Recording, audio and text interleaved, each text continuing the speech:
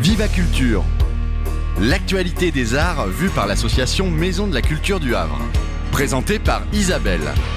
Viva Culture, l'émission de la culture dans toutes ses découvertes. Bonjour à toutes, bonjour à tous, c'est Viva Culture, Isabelle Royer.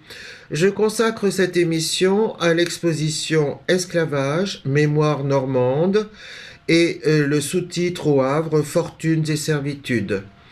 Le vernissage a eu lieu le 12 mai et j'ai pu y rencontrer les différents acteurs, en particulier le commissaire scientifique de l'exposition, Éric Saunier, Emmanuelle Riant, qui est directrice des musées d'art et d'histoire. De même, je me suis entretenu avec Guillaume Gaillard, qui est directeur de la valorisation des patrimoines et qui est le commissaire de cette exposition. Enfin, avec Anaïs Gernidos, qui est la présidente de l'association Havre Mémoire et Partage, Pierre Beaumont, directeur des archives municipales, et Pascal Croimoisan, conseiller départemental. Éric Saunier, oui, bonjour. Bonjour. Alors, vous êtes commissaire scientifique de l'exposition qui s'ouvre aujourd'hui à l'hôtel du Bocage de Bléville sur Fortunes et servitudes, c'est-à-dire sur l'histoire de l'esclavage. Et j'aimerais que vous nous en parliez un petit peu. De l'exposition. De l'exposition et du travail, du long travail que vous avez dû effectuer pour réunir, je crois, des archives très précieuses. Alors l'exposition, c'est un moment important parce qu'en fait ça correspond à ce que j'appellerais un changement de braquet par rapport au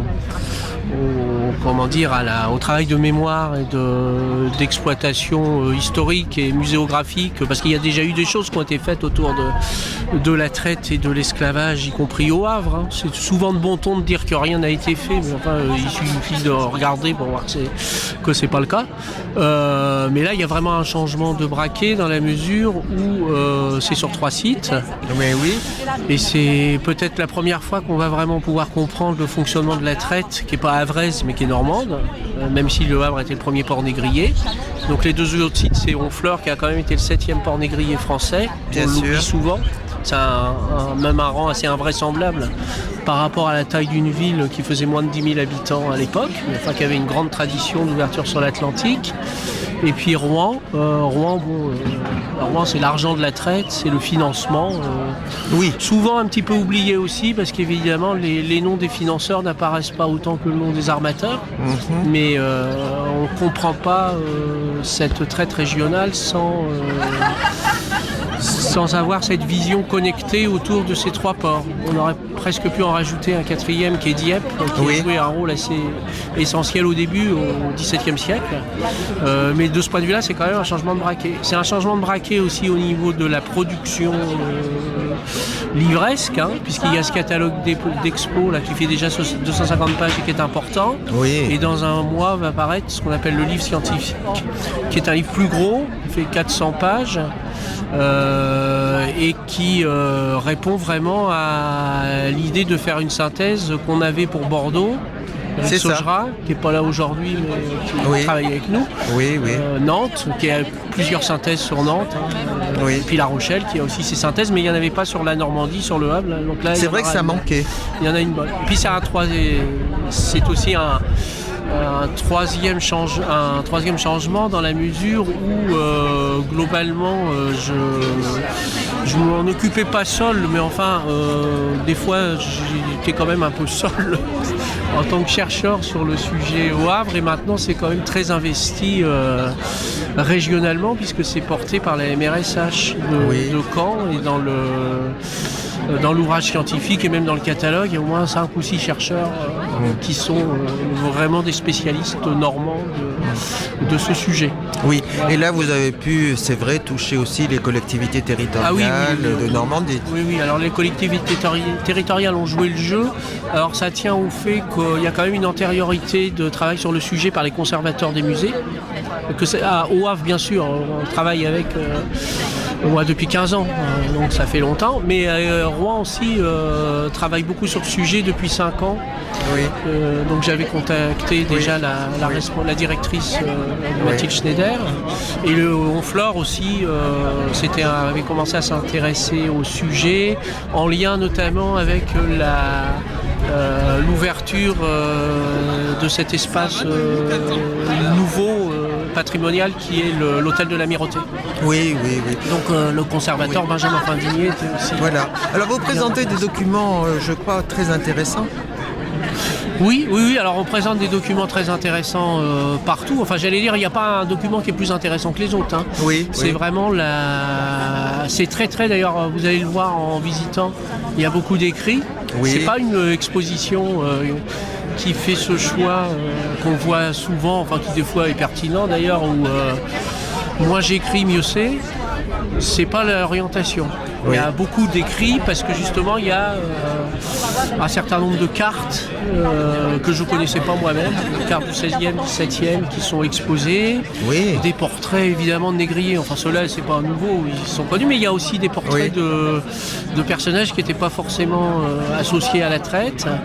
Il y a un effort muséographique, alors au Havre bien sûr c'est très important, mais dans les autres musées aussi, notamment dans le musée de la Corderie Valois, il y a un document interactif qui est très intéressant sur la localisation des industries. Enfin bref, il y a surtout une grande variété de documentation, de manière à pouvoir englober la période, vraiment cette histoire-là depuis ses origines, depuis le 16e, presque la fin du 15e, jusqu'à le 21e siècle. Mais oui, bien sûr. Et je crois aussi que, en fait, toute la population, ou presque, était concernée. C'était pas seulement les armateurs, c'était pas seulement les négriers. Toute la population est concernée à 3 niveaux. Hein. Il y a les élites, évidemment, qui, elles, ont l'apport dans tous les sens du terme. L'apport et le rapport financier le plus important. Oui. C'est-à-dire un groupe à peu près 300 personnes, enfin pour le Havre seulement, élite maritime, capitaine de navire, et puis armateur évidemment. Au deuxième niveau, c'est un marché du travail quand même, parce que si on prend rien que la période 1750-1791, c'est 7000 hommes d'équipage, mariniers ou pas, d'ailleurs ils sont pas tous, c'est pas tous des professions maritimes, mais c'est un marché régional du travail, parce qu'en plus le Havre c'est un petit port, sans vouloir être désobligeant, c'est pas un port très important, il y a 2 paroisses. Donc en fait, ces équipages, c'est simplement sont un tiers havre, simplement. La ville ne peut pas fournir. Donc ils viennent de partout, ils viennent de Cherbourg, ils viennent de Caen, ils viennent de toute la Normandie, ils viennent d'ailleurs, de Saint-Malo, du sud de la France. Et puis il y a le 3e niveau qui est la production de la pacotille, l'avitaillement des navires, qui finalement concerne tout le monde. Oui, puis l'artisanat, les artisans. C'est on a 20 corporations au Havre, une grosse corporation des merciers, des tailleurs. Évidemment, ces gens-là travaillent. Et puis il y a les travailleurs portuaires. Il faut construire les navires, même si pas mal sont rachetés d'occasion. Il y en a quand même qui sont construits pour la traite. Il y en a aussi qui sont achetés d'occasion. Mais ça, c'est un produit du travail. Je ne suis pas certain que s'il y avait eu un référendum sur l'abolition de l'esclavage en 1789... Oui, je crois que ça n'a pas tout de suite marché d'ailleurs. Au Havre, je croil qu'il y a eu beaucoup d'opposition à l'abolition. Avec une situation contemporaine. Non. Il n'aurait pas fallu organiser un référendum. Oui. Bref, c'est un beau travail que vous nous offrez. Mais oui, j'espère. Voilà. Eh bien, écoutez, Eric Saugnin, grand merci pour tout ça. Ces expositions que nous irons voir et puis tout ce que vous nous apprenez. Merci à vous. Merci.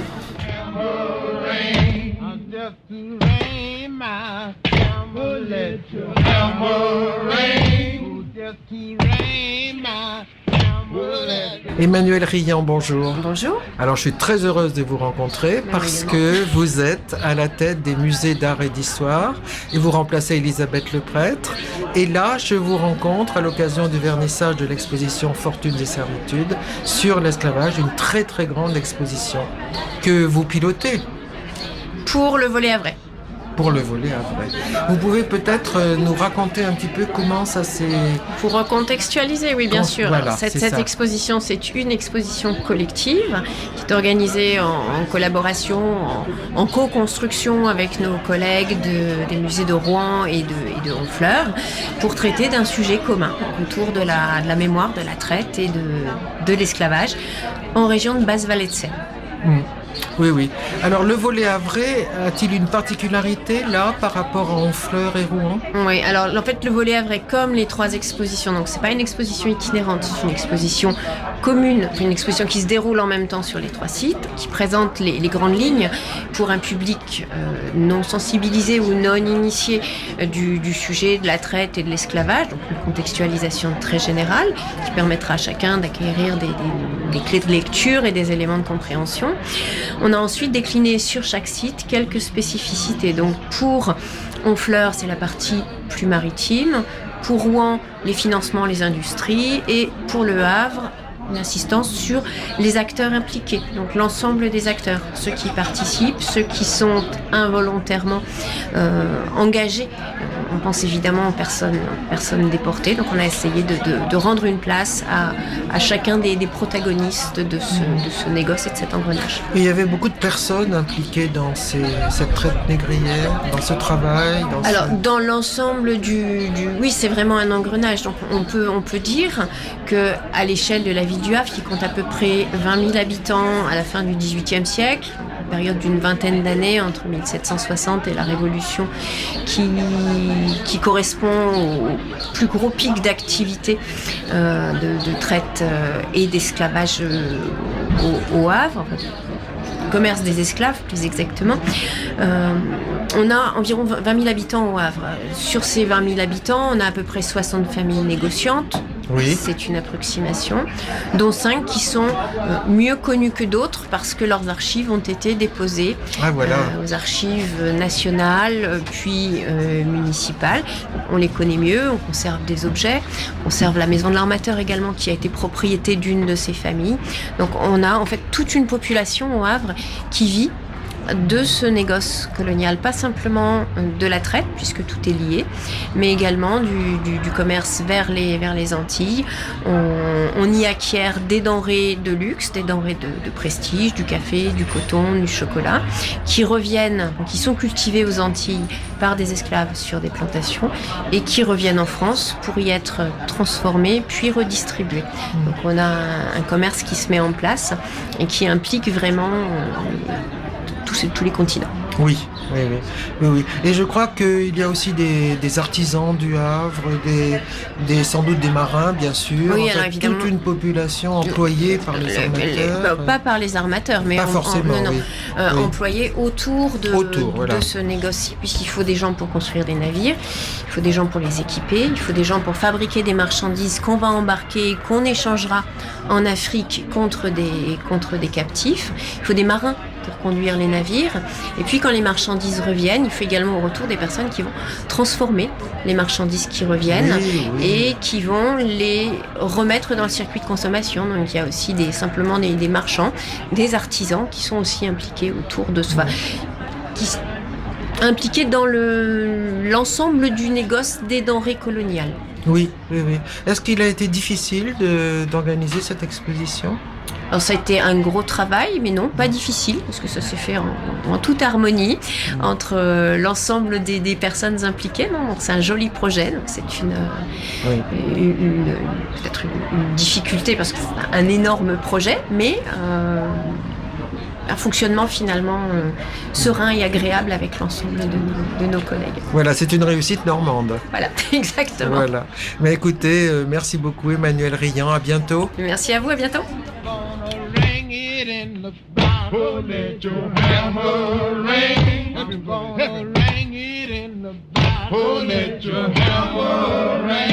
Monsieur Guillaume Gaillard, bonjour. Bonjour.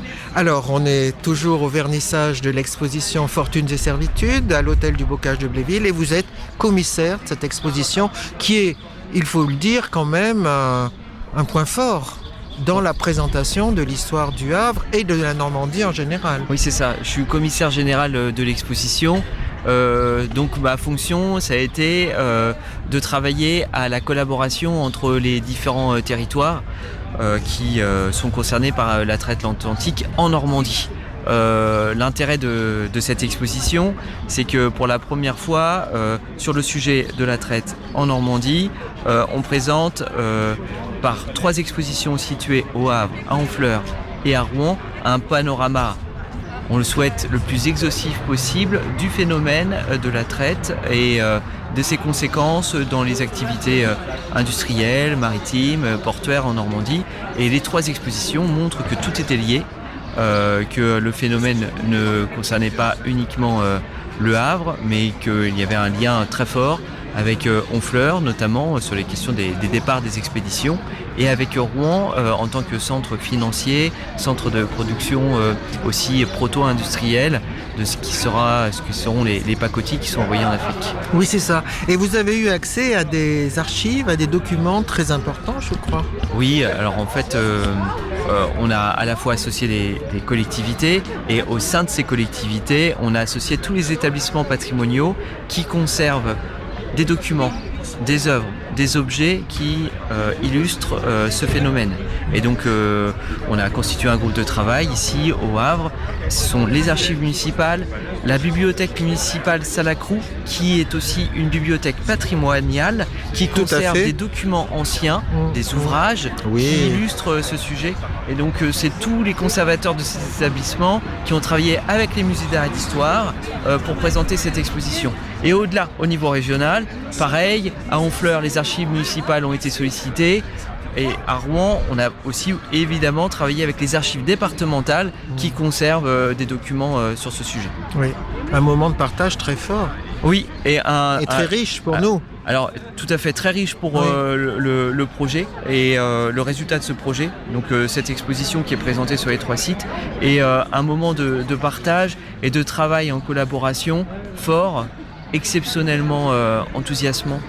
Le sujet n'est pas enthousiasmant dans la mesure où il est sensible, c'est un sujet dur. C'est vrai. On travaille sur un crime contre l'humanité. Oui. Par contre, ce qui était enthousiasmant, c'était de travailler et de voir que sur un sujet, plusieurs collectivités, plusieurs équipes différentes de différentes collectivités ont travaillé main dans la main, de façon simple, naturelle, limpide en fait. Oui, c'est ça. Et ça a vraiment été enthousiasmant et très réjouissant.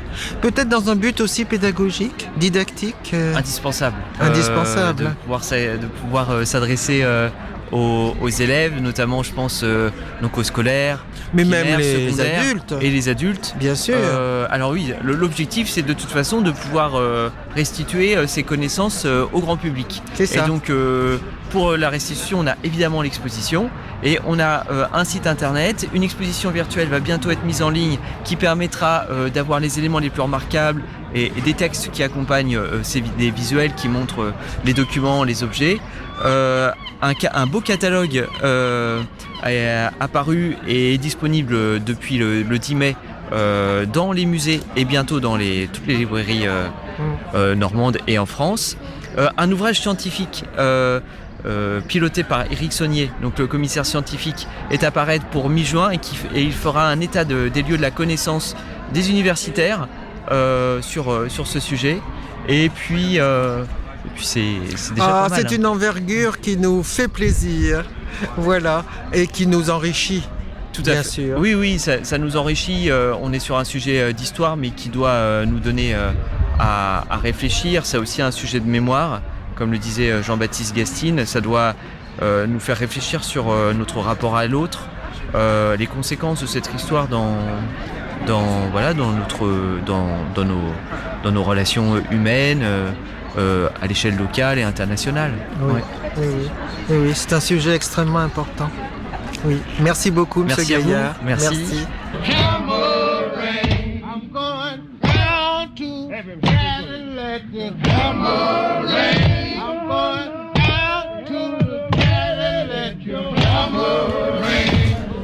Anaïs Gernidos, bonjour. Bonjour Madame Royer, bonjour Isabelle. Alors, on se voit ici à l'hôtel du Bocage de Bléville à l'occasion du vernissage de l'exposition sur l'esclavage, Fortune des servitudes. Et vous êtes à la tête, vous êtes présidente d'une fondation, d'une association qui s'appelle, allez-y, Havre présentez-nous. Mémoire et Partage. Voilà. Havre Mémoire et Partage, qui est l'antenne de réseau qui couvre l'Hexagone en fait, et notamment les ports majeurs qui ont pratiqué la traite négrière et le commerce triangulaire, à savoir Bordeaux, Nantes, La Rochelle, Bayonne et récemment Le Havre et récemment Paris. Oui. Donc ils ont des antennes. La fondation a une antenne installée dans chaque port ayant pratiqué le commerce triangulaire. Oui. Et je crois que vous travaillez depuis très longtemps.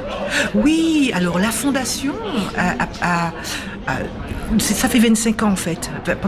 Depuis 25 ans, la fondation à Bordeaux, qui a à sa tête le directeur fondateur Carfa Siradialo, a mené ce combat qui consiste à vouloir exhumer cette histoire qui a été longtemps occultée, quelles que soient les villes. Alors, Le Havre, son histoire est particulière. En effet, l'histoire du Havre a été ensevelie avec les bombardements de la guerre 44. C'est vrai. Mais dans les autres villes, le travail était tout aussi complexe. Oui. Parce que exhumer à la face du monde que sa ville, que son port a participé ou s'est enrichi d'une manière ou d'une autre grâce à ce commerce, ce n'est pas forcément ce que les gens aiment raconter le mieux. Donc ils ont lutté. Ils ont lutté depuis 25 ans, ils ont lutté. Et puis aujourd'hui, aussi. Et puis alors notre antenne, elle a été créée il y a 3 ans, donc en 2020. Malheureusement, il y a eu la crise sanitaire, donc on n'a pas pu proposer de programmation. Et puis depuis 2021, nous avons lancé notre première visite guidée. Et puis nous lançons en effet des conférences numériques, des interventions dans les collèges, dans les lycées. Les visites guidées concernent le fait de faire le tour des vestiges qu'on a pu retrouver. Et surtout, nous partons du nom des rues qui portent encore le nom de rue de Négrier. Et que nous ne connaissons souvent pas. Non, elles sont souvent anonymées, ces plaques de rue. Exactement. Donc les gens peuvent habiter là ou peuvent passer devant. Moi, ça m'est arrivé, je passais, je ne savais pas. Et puis, ne pas savoir que cette rue-là a une histoire particulière. Donc, nous nous efforçons petit à petit. De nous rendre notre passé. Voilà. Parce que c'est important. C'est un passé commun. C'est un passé commun. Moi, en tant qu'afro-descendante, j'ai ressenti l'importance de savoir d'où je venais, de connaître tous les aspects, toutes les facettes de mon identité. Parce que à son nation, on ne va pas bien. Un Européen peut-être retracer sa trajectoire et son arbre généalogique. Nous, les Antillais et les Afro-Américains et les Afro-Français, c'est compliqué. Parce qu'à un moment donné, il y a eu le passage du milieu. Et donc l'histoire s'arrête. Avec l'effacement des noms. Exactement. Donc nous portons des noms qui nous ont été attribués en 1848. Donc vous imaginez des familles qui éclataient souvent d'ailleurs, souvent dispersées, divisées. Et des familles en fait qui prennent naissance en 1848. Donc ma famille, elle a pris naissance plus tard. Elle a pris naissance en 1854. Parce que Gabriel Gernidos, il a reçu son nom en 1854. Pile 100 ans avant moi. Ah oui, entendez. Parce que je suis née en 1955. Voilà. Donc, pile 100 ans avant moi. Donc, avoir une généalogie qui commence en 1854, c'est un petit peu fragile. Donc, il faut approfondir. C'est ça. Pour pouvoir savoir les tenants et les aboutissants. En fait. Et pour la ville du Havre, c'est très important aussi de savoir d'où elle vient, comment elle s'est enrichie, comment elle s'est développée. Et je crois que vous commémorez depuis longtemps d'ailleurs. Alors il me semble, depuis... Alors en 2009, les commémorations ont commencé, et puis nous sommes présents avec les membres de la communauté depuis 2015. Depuis 2015, et je crois que vous associez des lycéens et des collégiens. Absolument. Ça, c'est très important. Et nous sommes de plus en plus nombreux, oui, parce que nous faisons un travail de transmission pour la réparation. Voilà. Alors peut-être qu'on ne sera pas, je ne serai pas là pour le voir, mais j'ai trouvé, enfin nous pensons que c'est important de transmettre et de réparer cette mémoire-là.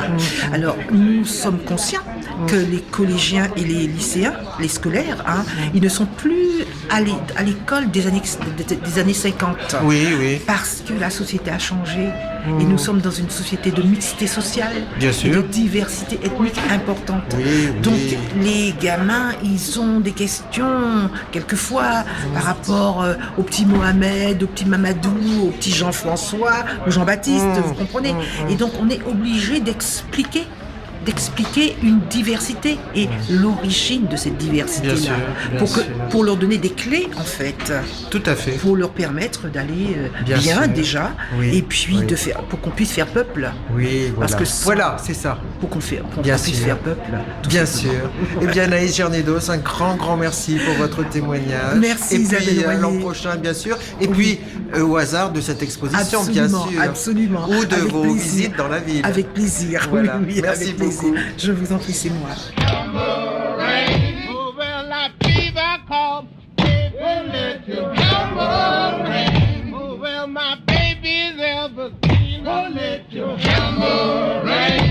Pierre Beaumont, bonjour. Bonjour. Alors, vous êtes directeur des archives municipales et à l'occasion de cette exposition sur la traite négrière au Havre, à Honfleur et à Rouen, je voudrais vous demander la participation des archives à cette grande exposition. Moi, ce qui m'a enthousiasmé dans le projet, alors d'abord c'est le sujet, parce qu'on est quand même sur un sujet compliqué et en même temps passionnant, méconnu aussi pour une part de la population. Donc on avait envie de transmettre un certain nombre de choses. Historiquement, mieux faire connaître cette histoire. Et puis, ce qui m'a aussi beaucoup plu, c'est la manière dont on a travaillé avec nos collègues, c'est-à-dire nos collègues d'Honfleur, nos collègues de Rouen, et puis aussi entre nous au Havre avec les conservateurs des musées et puis des bibliothèques. Et moi, j'étais très content que les archives participent à ce projet collectif. C'était la première fois que tout le monde pouvait travailler comme ça, collectivement ? C'est pas la première fois qu'on travaille ensemble, mais c'est la première fois qu'on réfléchit ensemble. Oui. Pour aborder vraiment un sujet complexe. Oui, et qu'on trouvait tous les uns et les autres très importants et qu'on avait envie d'aborder en apportant chacun aussi notre vision des choses, donc en s'enrichissant mutuellement. Et je suis pour ma part très content du résultat et j'espère que le public aussi apprendra énormément de choses, s'intéressera à tous ces sujets qui sont des sujets complexes, qui sont aussi des sujets émouvants, durs, parce que c'est une histoire extrêmement violente, mais qu'on a aussi nous besoin en France, en métropole et en Outre-mer aussi, de s'approprier cette question-là. C'est vrai. Oui. Et alors les archives ont trouvé des documents intéressants? Alors moi j'ai eu la chance d'explorer un peu plus profondément nos fonds d'archives. On a la chance aux archives municipales d'avoir des fonds privés d'acteurs de la traite, puisque forcément les témoignages d'esclaves, malheureusement, on en a très peu, comme on le montre dans l'exposition. Et en fait, ce sont les acteurs, ce sont bien sûr les financeurs, les armateurs, qui ont organisé ce trafic, la traite des êtres humains, et qui effectivement permettent de comprendre cette histoire.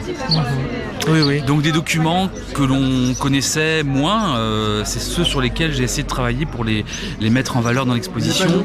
On a notamment des comptes de vente d'esclaves à Saint-Domingue, actuellement à Haïti, qui sont présentés, qui sont des documents très impressionnants avec des listes d'acheteurs et le nombre d'esclaves achetés et les montants correspondants.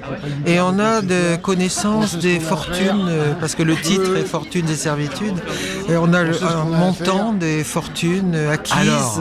Comme ça. On a des éléments aussi qui se trouvent dans le catalogue, parce qu'on a réussi à produire un magnifique catalogue d'exposition, qui est en vente ici au musée du Bocage de Bléville, ville et que l'on peut trouver après également dans les autres services de la ville. Oui, voilà, on en saura un peu plus. Voilà, et on aborde aussi des questions un petit peu moins connues, c'est-à-dire la présence africaine au Havre, y compris sous l'Ancien Régime. Oui.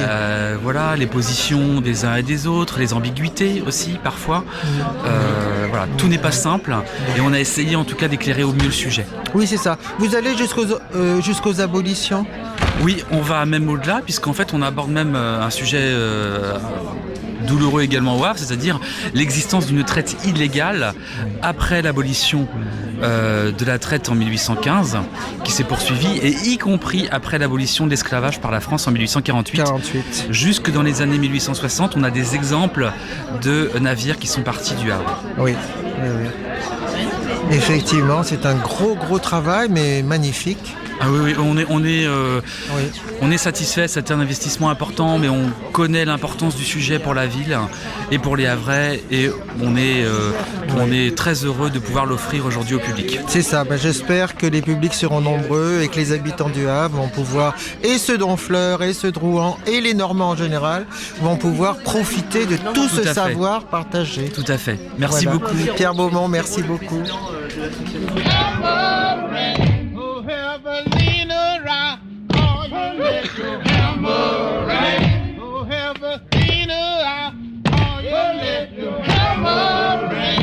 Monsieur Cramoisan, bonjour. Bonjour. On vient de se rencontrer au vernissage de l'exposition Fortunes et Servitudes à l'hôtel du Bocage de Bléville, et je crois très important de dire que le département est partie prenante de cette exposition.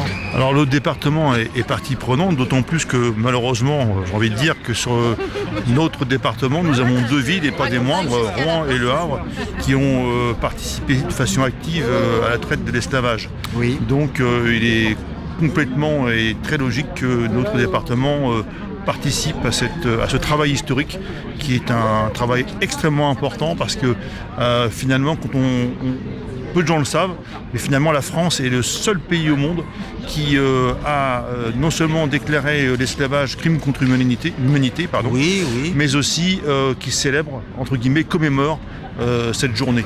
Depuis la loi Taubira. Depuis la loi Taubira de 2001, oui, tout à fait. Voilà, c'est ça. Oui. Et là, le département s'est associé aussi bien à Honfleur qu'à Rouen et au Havre. Alors nous, oui, tout à fait. Là, c'est principalement au Havre, puisque le département de la Seine-Maritime, qu'on ne peut pas juridiquement et techniquement, voilà. C'est vrai. Mais nos collègues, je pense, du département du Calvados ont fait le même geste, on va dire. Voilà. Tout à fait. Oui. Donc vous êtes très content d'avoir pu réunir les deux pôles. On est content, c'est important. On a donc Rouen, Le Havre, Honfleur. Et puis, sincèrement, cette exposition, elle est magnifique. Oui. Elle est terriblement magnifique, parce que c'est terrible au niveau des choses qui sont vraiment terribles.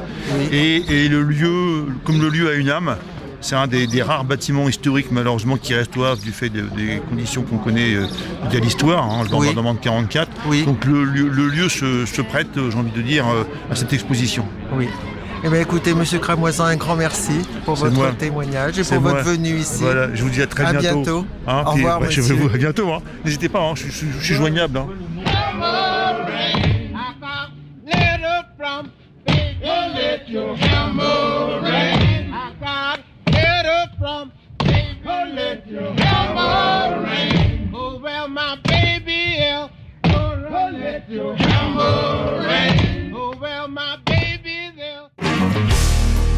C'était Viva Culture, une émission proposée par l'association Maison de la Culture du Havre, présentée par Isabelle Royer, réalisée par Mathieu Le Chevalier.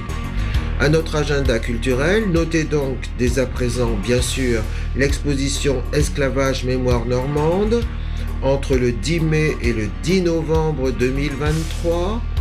Notez également que cette exposition a été reconnue d'intérêt national, que vous pouvez vous rendre bien sûr aussi à Honfleur et à Rouen, plus précisément à Notre-Dame de Bondeville, au musée de la Corderie Valois. Et je vous signale, le 7 juin, un mercredi à 17h à la Maison de l'Armateur, 3 quai de Lille, une rencontre à propos d'une bande dessinée qui s'intitule Pacotille, une histoire de l'esclavage à hauteur d'enfant. Vous pourrez y rencontrer Aurélie Bambuc, auteure de cette bande dessinée. Et Pacotille est né d'une rencontre entre Aurélie Bambuc et le scénariste Éric Corbéran. Pacotille, c'est l'histoire de Tsinga, 6 ans, capturé au cours du XVIIe siècle au royaume du Congo et séparé de sa terre natale et de ses parents. La rencontre est gratuite, dans la limite des places disponibles, et la réservation est conseillée sur musée-mah-lehavre.fr. Bonne semaine à vous, rejoignez-nous, adhérez, réadhérez. Au revoir.